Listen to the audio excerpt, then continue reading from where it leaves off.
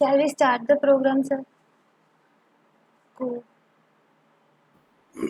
I'm okay. If you want to wait for some more time, it's fine. Ishita ma'am wait ചെയ്യണോ?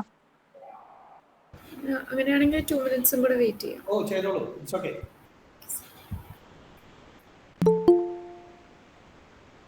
എല്ലാവരും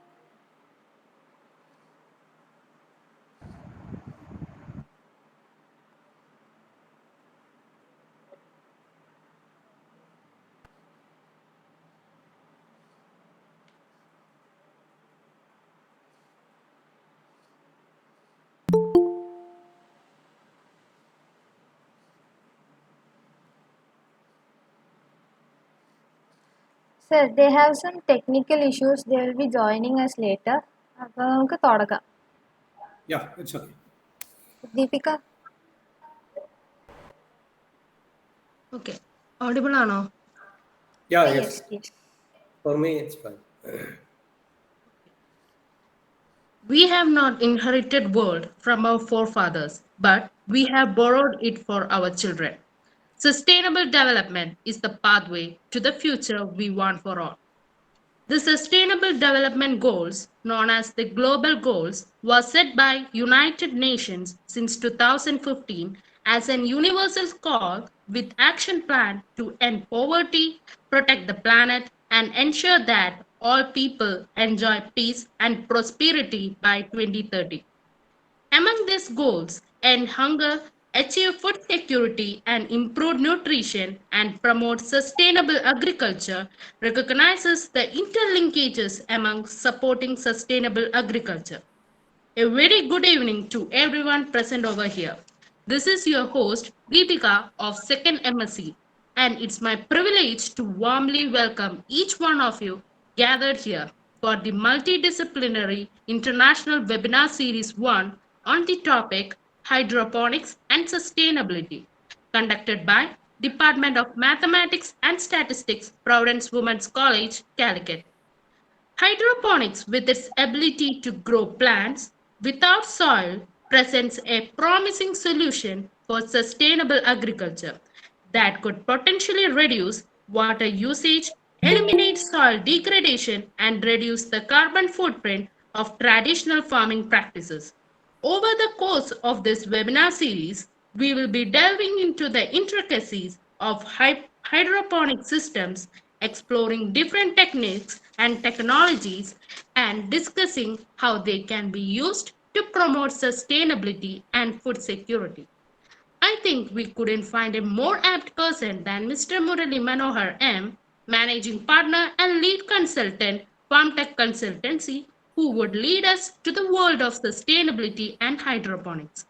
We begin this event by evoking the blessings of God. So I hereby invite Miss Afida of First Embassy for the prayer. Afida.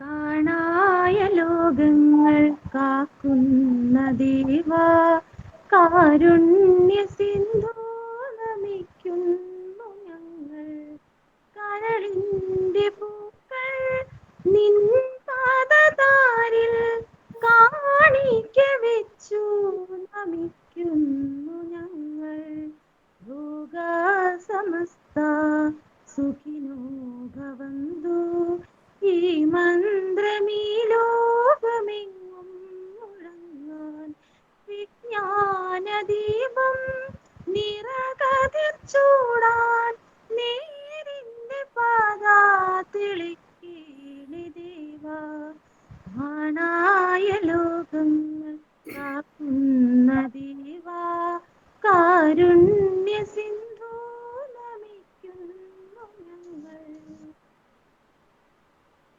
Thank you, Afida. To welcome is to show honor. To welcome is to establish integrity. Now I invite Miss Harshita of First Embassy to deliver the welcome speech. Harshita?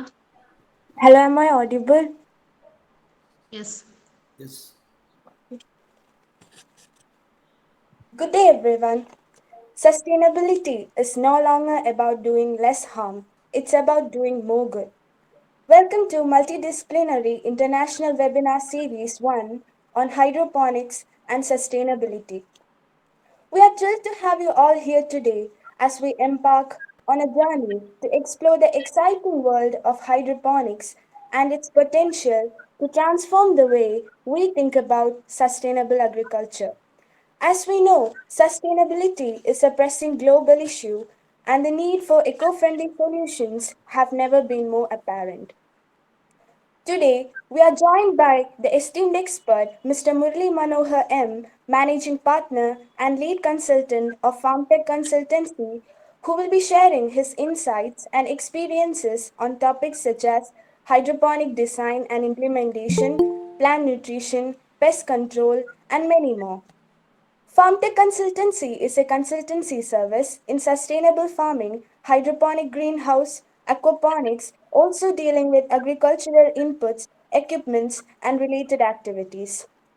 The company is represented by Managing Partner Mr. Murali Manohar M., who has completed his MSc in Horticulture and BSc in Agriculture and has a wide range of experience in GCC and in India in commercial farming sector from the year 2000 onwards, working with highly sophisticated commercial farms in open fields, shade houses, hydroponic greenhouses, and aquaponic farms. On behalf of Department of Mathematics and Statistics of Providence Women's College, it's my immense pleasure to welcome such a great personality to this session. We welcome you, sir. Thank you. Now, I would like to welcome our Honorable HOD, Ms. Aishwarya Paul, who is an inevitable presence and pillar of our department. We welcome you, ma'am. Also, I would like to welcome Dr. Annie Christie MS, Head and Associate Professor of Providence Women's College for Women, Kunur. We welcome you, ma'am. Also, I would like to welcome Ms. Anupama, Faculty of Statistics, Providence Women's College, to this session. Last but not the least, I would like to welcome all the students and faculties of both the colleges to this session. Once again, I welcome you all. Thank you.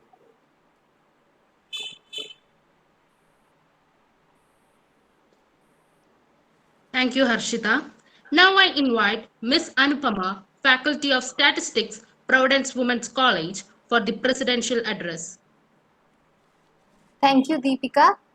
Uh, Respected Chief Guest of the day, teachers and students, good afternoon.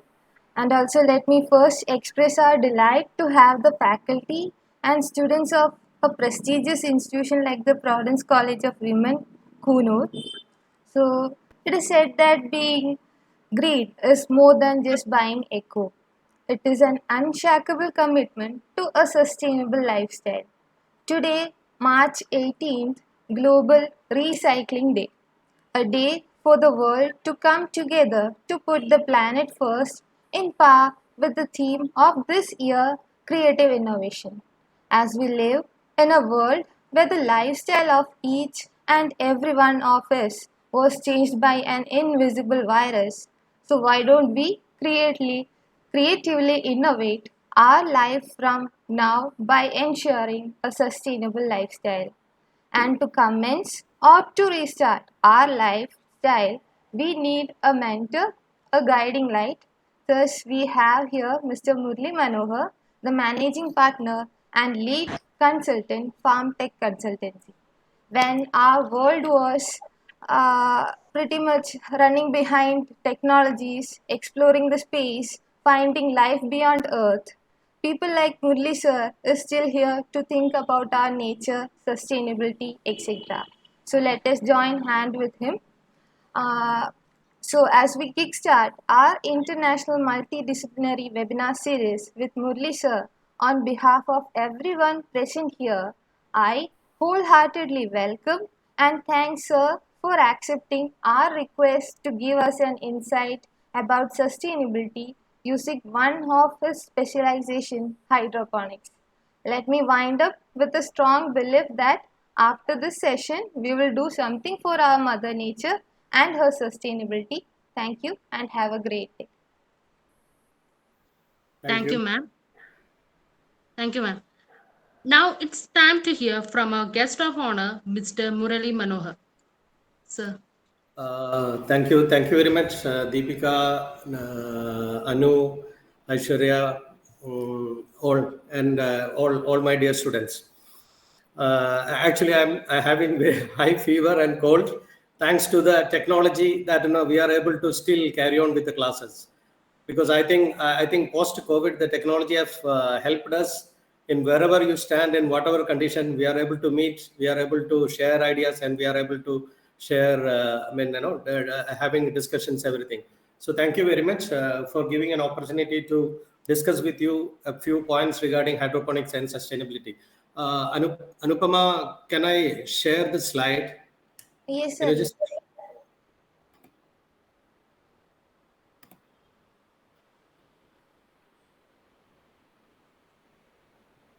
is it visible?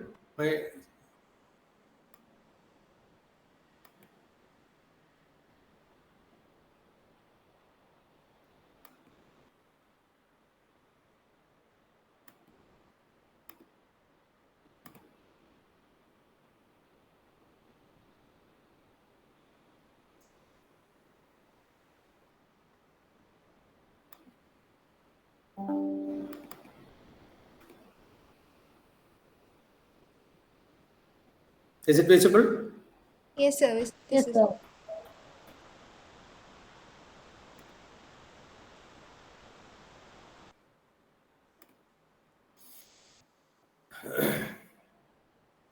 Okay, so I will briefly mention about our company. As we said, we are a farm tech consultancy. We have experience of working in Middle East, UAE, and India and Africa. Farm Tech Consultancy as such started in 2019. And I was actually having a work experience of around 15 years in Middle East, working almost all the major agriculture companies like Taos Agriculture, which is having a area of around more than 3,000 hectares, of producing high-tech vegetables and fruits with all type of high-tech farming solutions. And then I was a senior production manager for a company called Water and Life Agriculture, which was a joint venture between Oman and Qatar governments. And then I was assistant general manager for a company called Temar Group of Companies in Oman. And in 2019, after 15 years of experience, I resigned my job and started my own company called Farm Tech Consultancy, through which we are doing turnkey projects on high-tech farming solutions like aquaponics, hydroponics, aeroponics, greenhouse projects, etc. And currently we are operating on areas like Middle East, like UAE and Oman, everywhere. And then we are having projects in Africa, specifically in Botswana. And then we have started projects in Kerala also. Currently, we have started reviving one of the biggest hydroponic project in Kerala, which is situated in Wayanad region, Kalpetta. So this is in nutshell about our ventures. We have Farm Tech Consultancy and Tech Farming International for our operations in Oman. And we have joint ventures in Oman with Unicorn, called Unicorn Farm Tech, and Plan Me Agro in India, and Choppies in Africa. And we have our partners for projects, MSC Spain, Beijing Kimpeng China, Soham Greenhouses, Roots Israel, Salicrop Israel, CO2 Grow Canada, and Vandenbrink Netherlands. So this is in nutshell about Farm Tech Consultancy. Now coming back to our topic today, which is like hydroponics and sustainability. As our initial speaker mentioned about the journey towards 2050, that is very important for us, because everybody is behind 2050 and how we are going to reduce the carbon footprint, how we are going to increase sustainability in our farming, how we can preserve our land, how we can preserve our water, how we can preserve our reduce our carbon footprint. So all these questions comes towards 2050. And why it is 2050? It is estimated that by 2050, our growing population will require an equivalent of all the food grown in the last 500 years put together.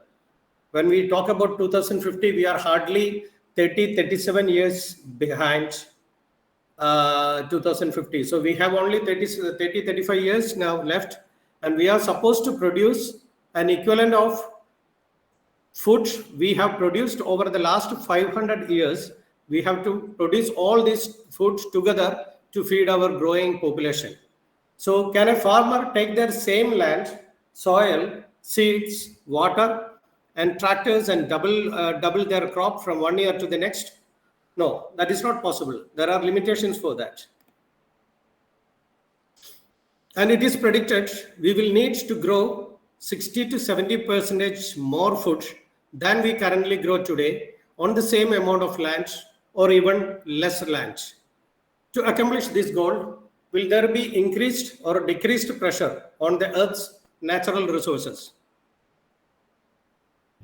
When we say sustainability, there is a sustainability barrel, because sustainability has got economic factors, which is like, profitability is important. Otherwise, without profitability, people will not go for sustainability. Jobs are important. Income of farmer and other entrepreneurs are important, and the community as a whole, like the community's healthy living is important. And the social factors are like, we need to feed the population, which is like ever increasing. We need to feed the population. We need to give good education to the people. We need good health for the people, and we need good infrastructure. And the environmental factors are like, we need a healthy soil. We need a healthy habitat for all of us. And it is our privilege, or it is our right to have healthy habitats. And we need to have a good water, and we need to reduce the greenhouse gases. Our food security is at risk. There are an estimated 1.4 billion people living in extreme poverty and around 870 million people that are hungry, malnutrition, and food insecure, have difficulty in acquiring the food. And in developed countries, food is thrown out and either thrown out or overconsumed. And in developing countries, food is lost to unreliable storage and transportation. So we can say hunger is often caused by food waste and inequality of distribution. Actually, it is not because of food scarcity, because we are producing much foods nowadays, but we know that most of these foods are not reaching the right people, and it is getting wasted in many stages of our supply chain. How does the food waste impact sustainability and hunger? Just watch the ugly carrot. We are seeing a shape of the carrots now in that picture. Have you ever seen a carrot or other similarly misshaped produce at a grocery store? Okay, maybe in your nearby shops or maybe in your nearby retailer. No, sometimes we can see, but nowadays the hypermarket system or the concept of hypermarket or supermarket chains are coming up much, and you will never see a misshaped fruit or a misshaped or a slightly damaged fruit in their shelves. That means these fruits are either thrown off or maybe used for most of the times these fruit are thrown out. Actually, they grade everything and they throw off the misshaped or slightly damaged food. And the reason is we are not ready to pay same price for these kind of fruit or vegetables. So the transportation, everything is costly. If they are not getting the price for that, so eventually they throw it, all these items, and that is creating a lot of scarcity of food. By 2050, it is expected that our world will grow from over 7 billion to nearly 10 billion people. It's not a very small thing. In 35 years, we are going to have 30% of a high population. So sustainable agriculture is the practice of producing our food, fiber, and fuel in a way that is profitable to the farmer. It supports healthy quality of life and protects our natural resources like land, air, and water. Many factors can limit our ability to produce food for a growing population, and these limiting factors are depicted in the sustainability barrel. Over 1/3 of our food is wasted in both developing and developed countries. Hunger is often caused by food waste, inequality of distribution, not because of the scarcity. And food waste decreases the sustainability concept due to the inefficient use of natural resources such as arable land, soil nutrients, water, and energy. And food waste can negatively affect our quality of life and create undesirable outcomes in a country. So by 2050, the question is, who will lead the way to find solution for this demand and ensure that the world's population will be fed? We have a very vast, a very highly spreading population coming up, and we have resources which is going limited. Good quality water nowadays is limited. We know now, we were never expecting, even in India, where we were thinking we were having ample sources of natural items, but now we are not having enough water, we are not having good quality soil, and we are not having good quality even atmospheric arable land and atmospheric air also. Unfortunately, only 3% of the college graduates are considering agriculture career. And saying this, it not necessarily be an agriculture graduate to become an agriculture entrepreneur. And as you see in India, currently 95% of the new agriculture entrepreneurs are not from agriculture faculty. So there is a hope that anybody at any stage, if you are having a will, you can all be you can all be, or those who are interested, can join the faculty of agriculture or can start up, have startups in agriculture, which is like a huge responsibility of feeding the world. People still think you must wear boots and overalls to work in agriculture. But the modern agriculture has evolved to become one of the most vital technologically advanced fields there is today. And the career choices are as dynamic as the industry itself. From seed genetics and soil conservation, hydroponics to aeroponics, or to plant factory, to supply chain analyst and economist. So the role of hydroponics or high tech farming is increasing day by day. And as you all know, from post COVID, most of the countries are trying to be self sufficient in food, because before COVID everybody was thinking like it's an international market. Why should we invest more in producing on difficult areas? We can import from any areas where it is cultivated on a cheaper price. But COVID has taught us a big lesson that each country has to be self sufficient in their food, because there is no alternative for the food. So post COVID, the importance of agriculture, the importance of high tech farming, everything has come up very well.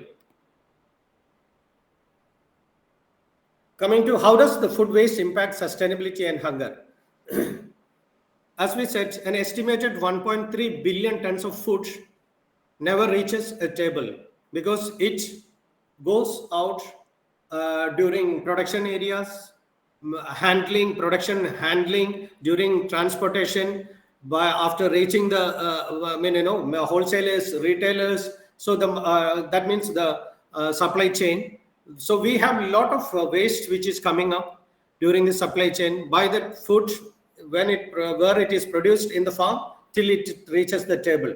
So as an estimation, 1.3 billion tons of food is getting wasted.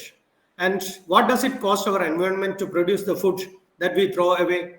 It costs us water, heavy water. We produce food using water and then we waste it. We produce food using fuel and energy or renewable energy, and then we waste the food. We produce foods based on land and soil, and then we waste it. We produce foods with soil nutrients, and then we waste it. So we are having loss for our environment on water, fuel and energy, land and soil nutrients, which is actually holding us back from having a sustainable living. I'm just showing a 2 minutes video on hydroponics.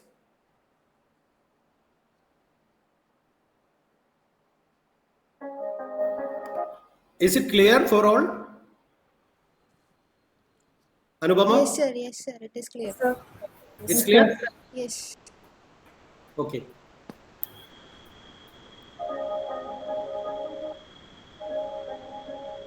Hydroponics is a method of growing plants, usually crops, without soil. In this method, the crops or plants are grown on water rich in essential nutrients. According to studies, plants grown hydroponically grow faster and healthier than plants in the soil, since they are being provided with required nutrients directly to their roots through water. Nutrients are dissolved in this water that surrounds the roots, so plants have easier access to the nutrition they need. Many different civilizations have utilized hydroponic growing techniques throughout history.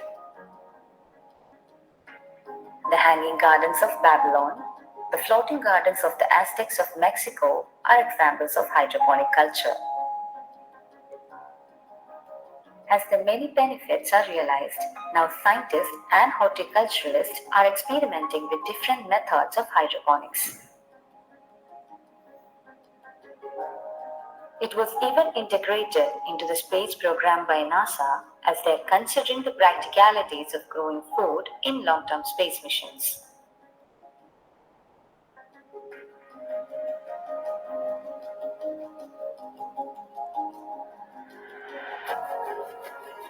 Hydroponics allows plants to grow up to 50% faster than they would in soil, and fresh organic produce can be harvested throughout the year.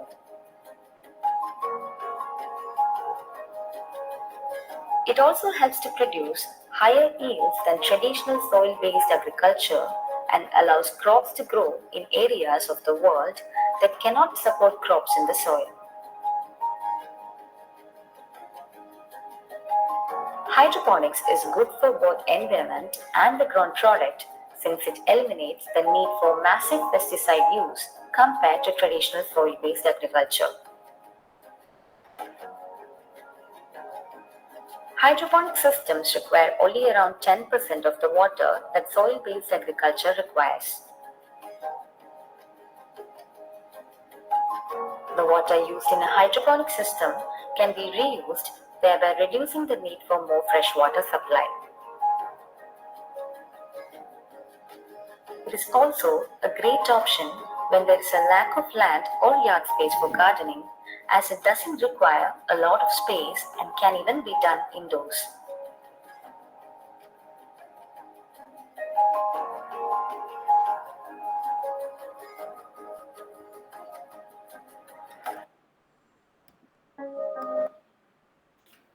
Okay, so we just saw a glimpse of what hydroponics does normally, and you can see that if you are, if you have heard that voiceover very clearly, you can see that normally hydroponics helps to reduce water usage because it is actually recycled. So what we just go through what is hydroponics. Hydroponics is a method of growing plants in water-based nutrient-rich solution, and the root system is supported by inert medium such as perlite, rock wool, clay pellets, peat moss, or vermiculite, or purely in water. That means hydroponics is growing plants soilless. There is no soil involved in hydroponic technology. And we partner with world's best greenhouse manufacturers and technology providers to give the best local solutions. So hydroponics and sustainability. How hydroponics is helping in sustainability? Actually, hydroponics, we have, when we say traditional farming, we are having loss of water, loss of land. We are using a lot of pesticides and chemicals, and we are having because most probably the traditional farms are situated in remote areas or villages, whereas most of the population is focused or concentrated on metros. So what happened normally is like the population is on metros and the farming production, which is like the source of food, is actually in the villages. So we are transporting all these foods to the metros, which is increasing highly the carbon footprint. So hydroponics can act as a method or act as a a solution for becoming sustainability. And actually we can optimize the energy consumption by proper monitoring in hydroponics, and optimize the water consumption by recycling. Actually, there are two types of hydroponics. I'm not going totally technicality of the concept of hydroponics. I'm just, because our topic is like hydroponics and how it can support sustainability in long run. So I'm not fully going on to the technicality, how the fertilizer recipes are calculated, how the climate control is being done like that, but how hydroponics can support sustainability in long run. That is what we are focusing now. So optimizing the water consumption by recycling. As I said, like there are two types of hydroponic system. One is open system and the another one is closed system. In open system, you are feeding the plants with particular recipes of fertilizer. And what happens normally, 20 to 30% of the food which you are supplying to the plant, like the nutrients which you are supplying to the plant, will be absorbed by the plants, and 30 to 70% will be actually wasted. And normally what happens, it goes to the soil and it get wasted, or it increases the salinity of the soil.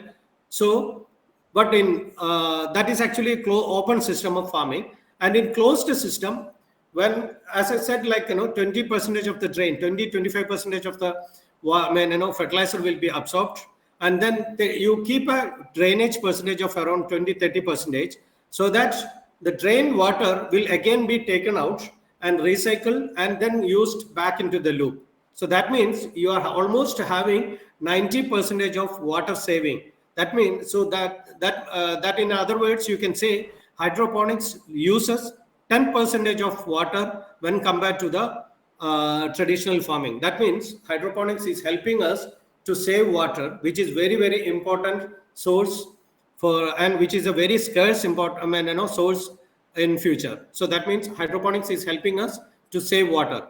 Then use it, wherever possible, you can use organic nutrients so that it will not affect the environment. In normal open farming, you are not protected, you are growing the plants outdoor, so you are keep on using a lot of fungicides and insecticides, which makes a big impact on the nature. Whereas in greenhouse and hydroponics, you are doing the farming in protected environment, so you are not using, in fact you will not use, or maybe you will be using very much limited fertilizer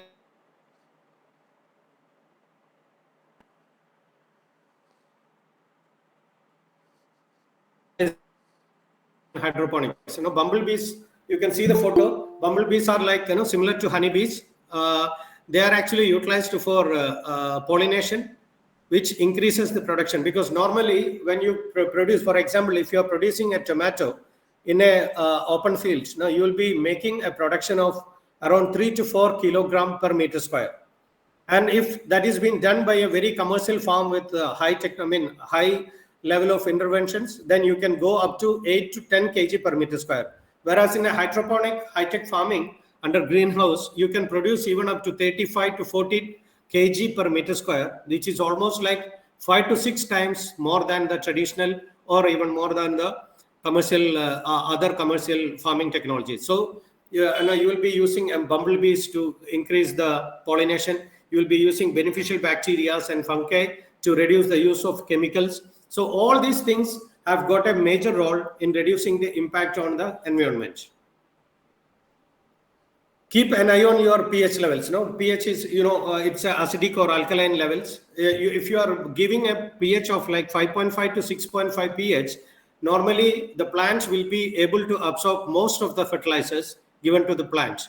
So what happened is, like in traditional farming, we don't bother about pH, we don't bother about relative humidity, everything.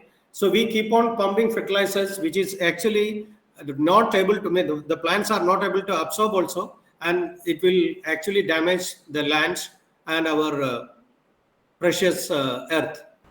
But in hydroponics, we are keeping a proper level of pH and then relative humidity, everything, so that we help the plant to absorb whatever we are giving.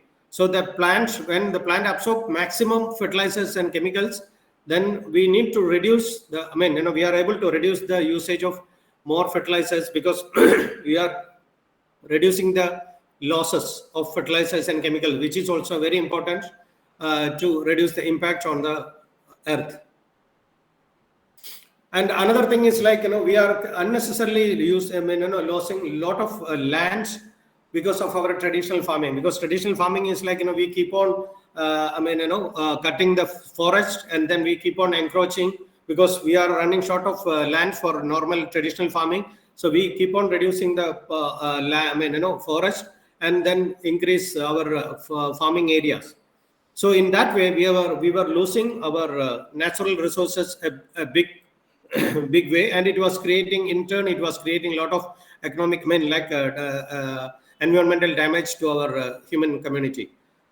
So what happens in hydroponics, we can produce any type of fruit and vegetables, even on like plain surface, like on top of rocks we can produce, on top of concrete jungle we can produce, on top of building we can produce. So irrespective of, because since it is not using soil, irrespective of the place, irrespective of the media, we can grow vegetables wherever available. So that means, we don't have to go keep on reducing or keep on damaging our nature to produce food for us. So hydroponics helps us, and by using the vertical farming, we can grow up to 8 levels, 10 levels, or even 11, or even 10, 15 levels in big commercial projects.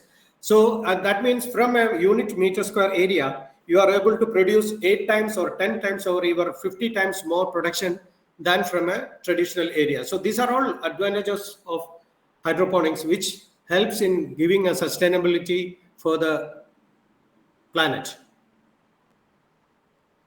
And of course, it helps to reduce the carbon footprint. The carbon footprint is like the amount of greenhouse gases, which we produce because of our activities.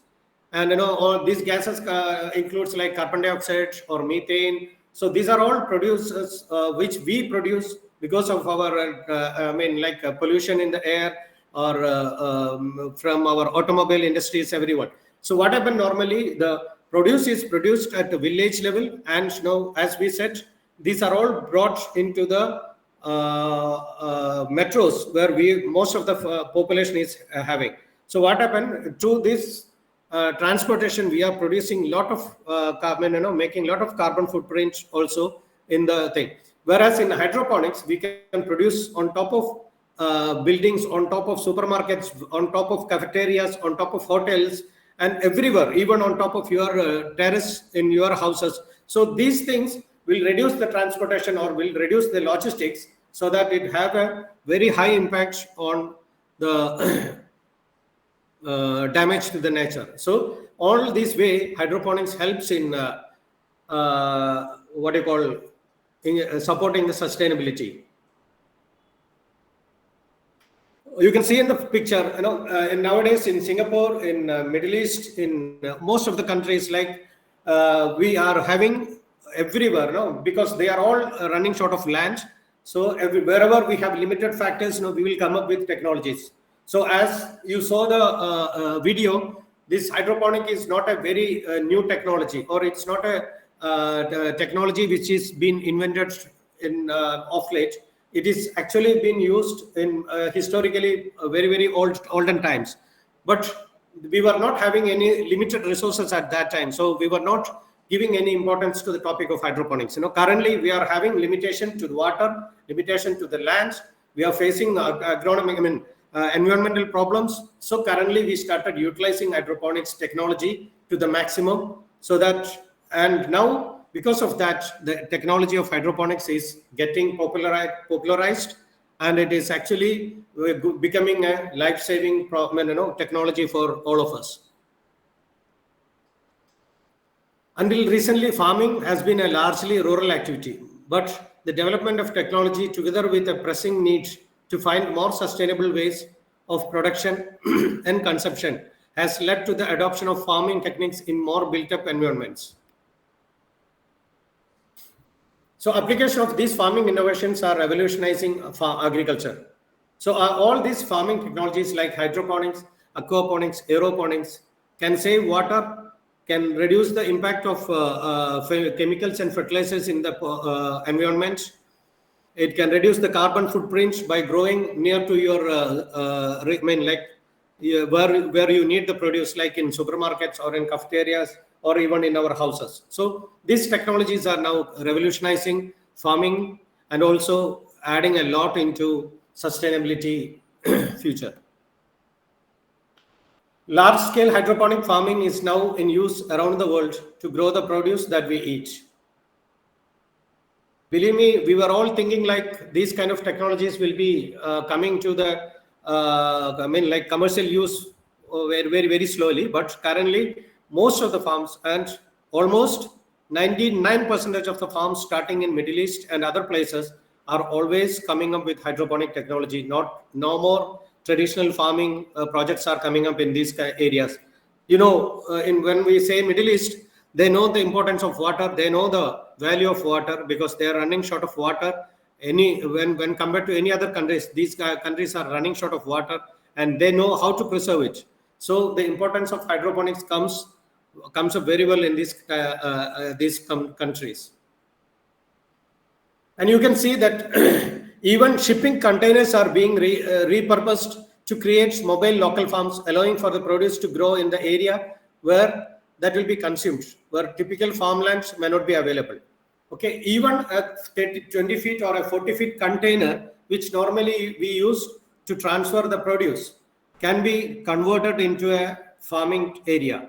and you can produce from a container, a 40-foot container, you can produce local leafy lettuces, which is actually equivalent to when you are producing in an open area, when you are producing in a 1.5 acre of open lands, the same produce can be grown in a 40-foot container.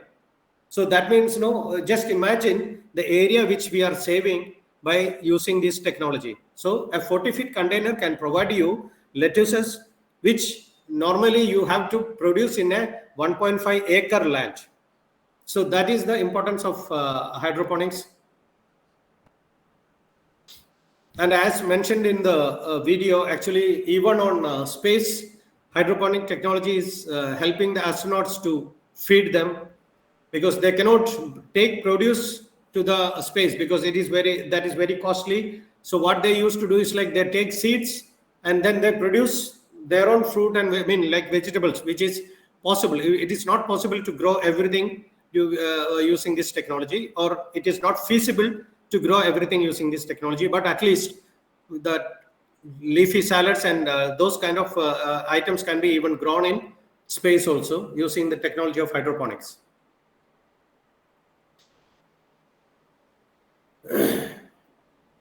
And even the future is like, actually, Ignos farming ships are coming up now. That in many places floating farms are coming up near, because land is becoming a very scarce resource. So there are projects in which plants are grown on floating areas, or we call it as like ships. They grow vegetables and fruits in ships and feed the people wherever land is scarce. So these are all like technologies which is happening only because of hydroponics, because there is no soil involved, and you can grow in any places using either purely water or any inert materials like expanded clay or rock wool or cocoa peat substrate. So hydroponics technology helps the people, or helps ourselves to produce food wherever we thought it is not possible. So wherever we thought it was not possible, the technology of hydroponic is helping us to grow food, and it helps us in sustainability by reducing the impact on land, reducing the impact on soil, reducing the impact on water.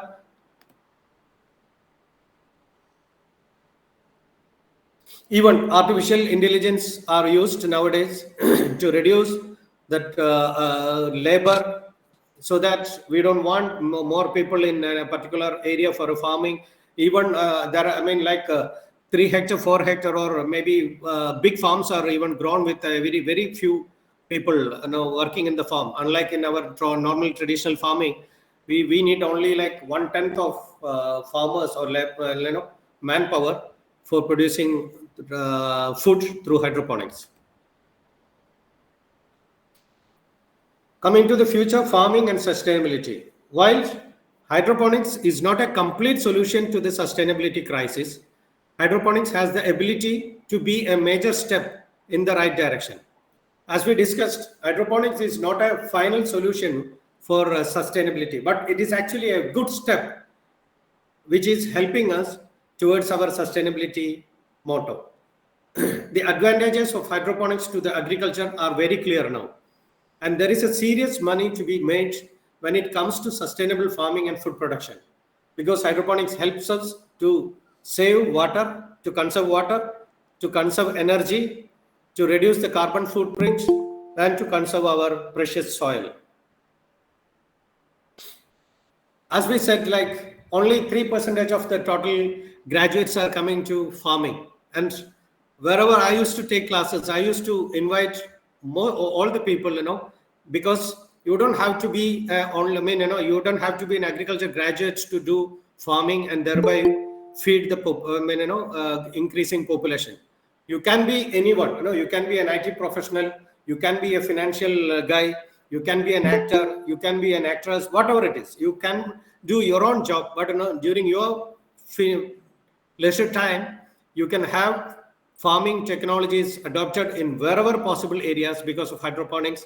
You can use it so that you will, unknowingly or unknowingly, you will also take part, or you will also be a part of very high responsibility of feeding the world by 2050. So it is never too early to plan for your professional career success, because as I said, hydroponics, especially post COVID, the technology is becoming very highly demanded.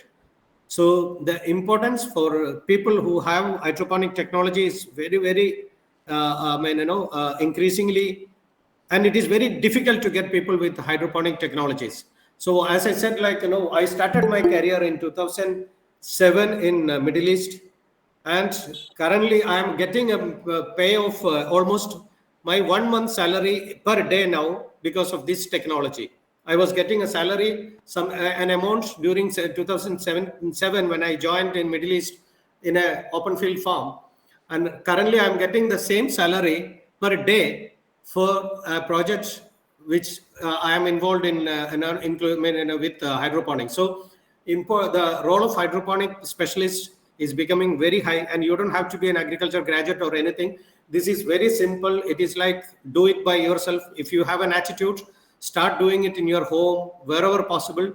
There is a lot of videos you can see by which you can start working on smaller areas. Even if you are having a small terrace on your house, or even a small area in your house, you can start working on hydroponics. Now you don't need heavy land or huge areas to start working on hydroponics. So farming is transforming every day, every minute.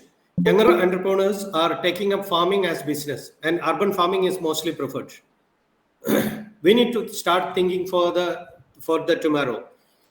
And I will just pass on some of the photos of what is happening in the Middle East, where we think normally it's all deserts. No, we don't produce things, but actually Middle East, when compared to our India, Middle East is far leading on high-tech farming solutions. You can see what is happening in Middle East.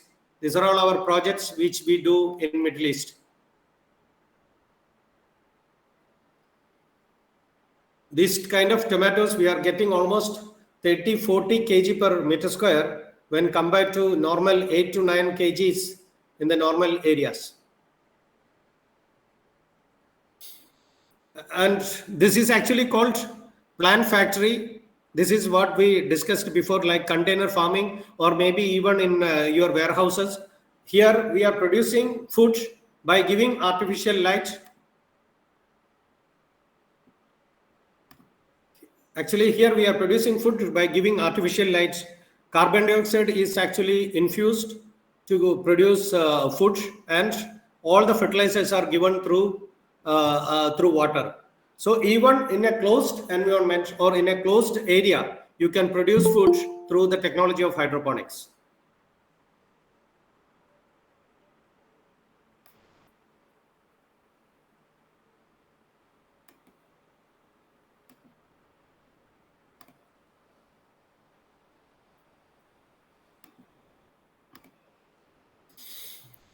So I think that's up now regarding the farming technologies. Now you can have any questions if it is there. Please feel free to ask me.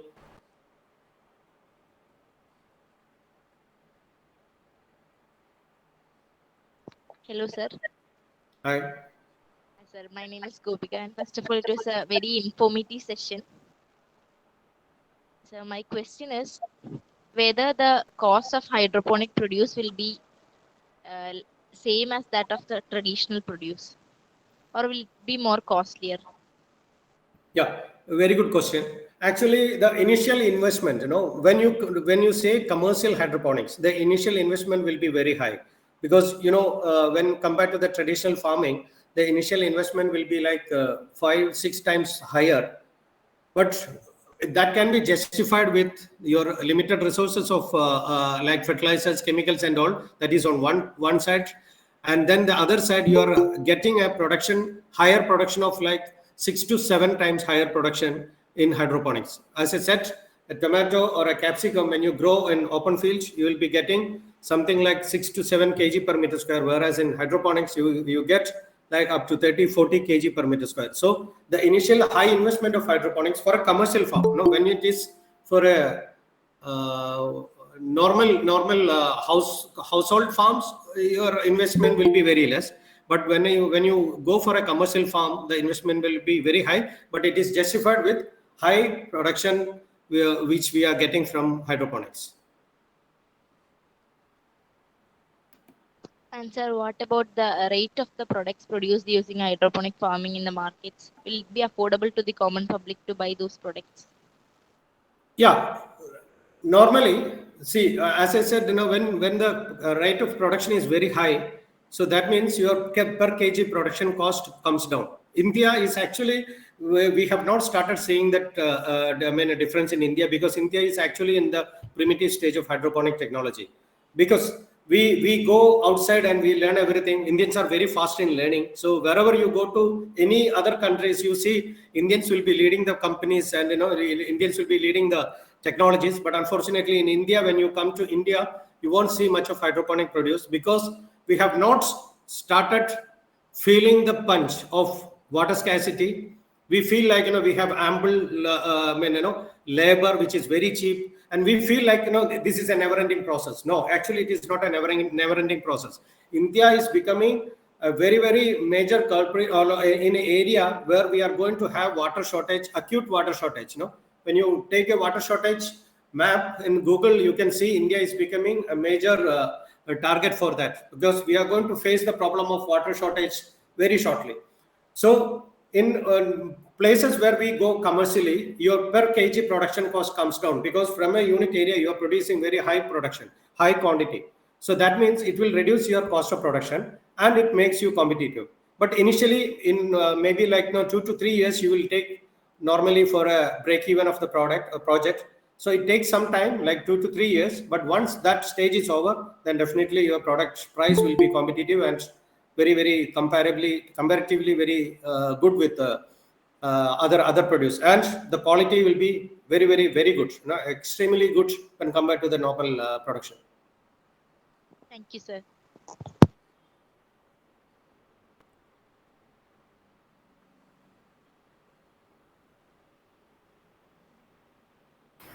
So, what about the pest attack?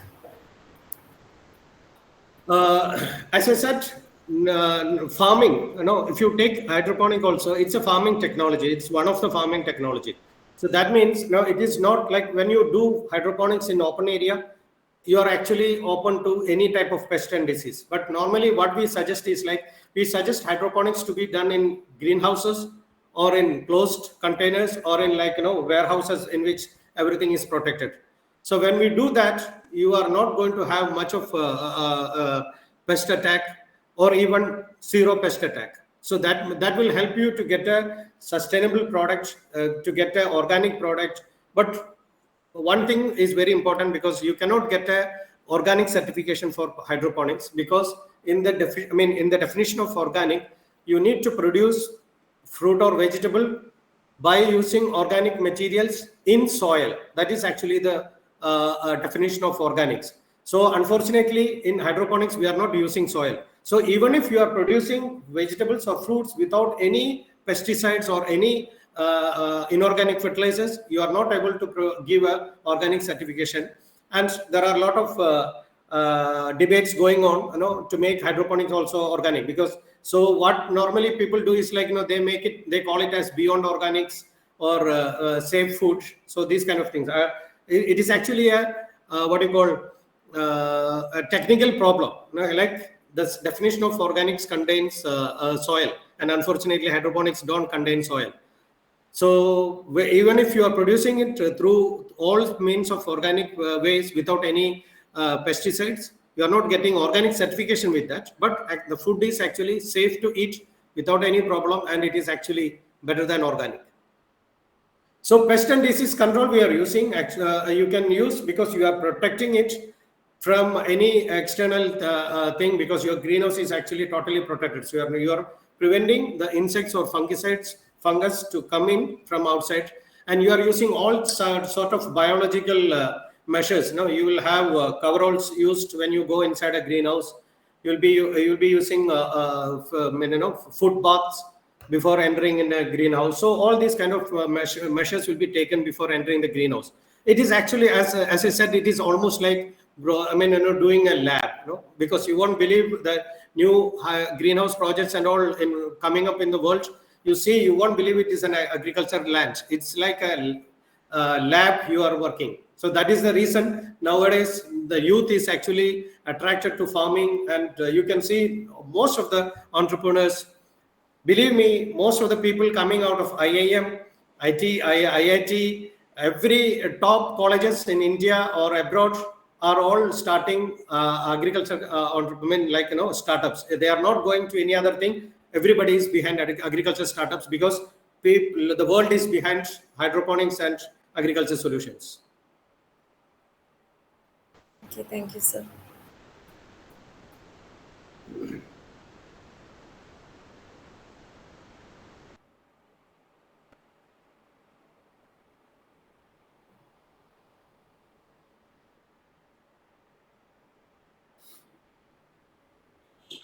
I would say, because you're all students, I would say, or I would suggest you think about getting the technology of hydroponics, because it is much demanded. It's highly demanded job around the world now. Because whenever we are looking for any projects, because we do turnkey projects, we are actually publishing it in a document, like social media, to get the people experienced on hydroponics. It is very difficult nowadays to get people experienced on hydroponics, and it's not a rocket science. If you are having an attitude, anybody can do that. And believe me, the perks are very, very high. It is unimaginably higher perks.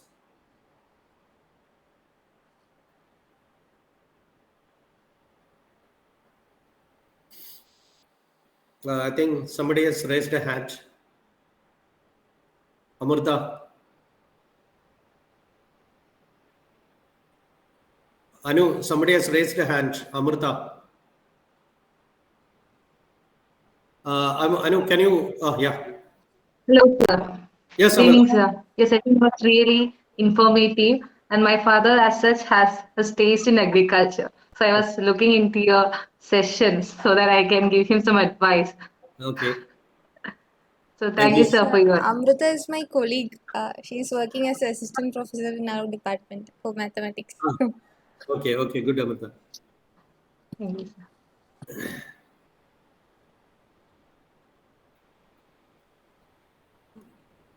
Anybody else is having any questions, or else I think we can stop.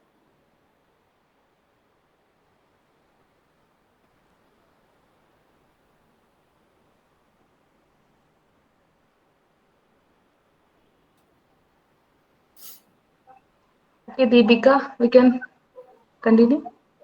Yes. Does anyone has any more questions? Okay, so I will continue. Thank you, sir, for this stimulating class, and I have benefited from this class, and I also hope that everyone also benefited from it. So I move on to this event. To wind up this session, I invite Ms. Harita, second MSc in Mathematics, to deliver the vote of thanks.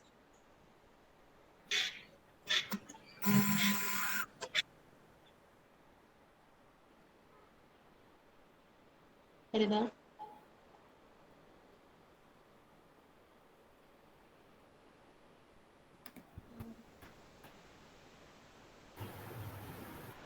I think Harida has got some network issues. Network issues. So I invite Ashwati for vote of thanks. Deliver vote of thanks. Okay. Good evening, one and all. I stand here today as a proud and grateful student to express my heartfelt gratitude to all those who have made this event possible. Let me take this good opportunity to thank our chief guest, Mr. Murli Manohar M., for sparing his valuable time in sharing his knowledge. Thank you, sir. Thank you. Next, I would like to extend my gratitude to Ms. Anupama for the presidential address. Thank you, ma'am. Thank you.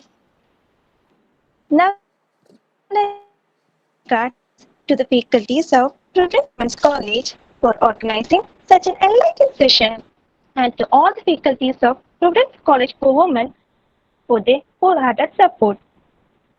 Now let me thank all the students of the colleges of the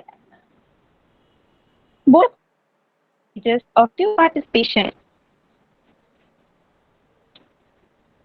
Whether you are a seasoned hydroponic enthusiast or just starting out, we hope that this series will provide you with valuable information and inspire you to take action towards a more sustainable future. Thank you all for joining us today, and we hope the session was really informative. Once again, thank you everyone.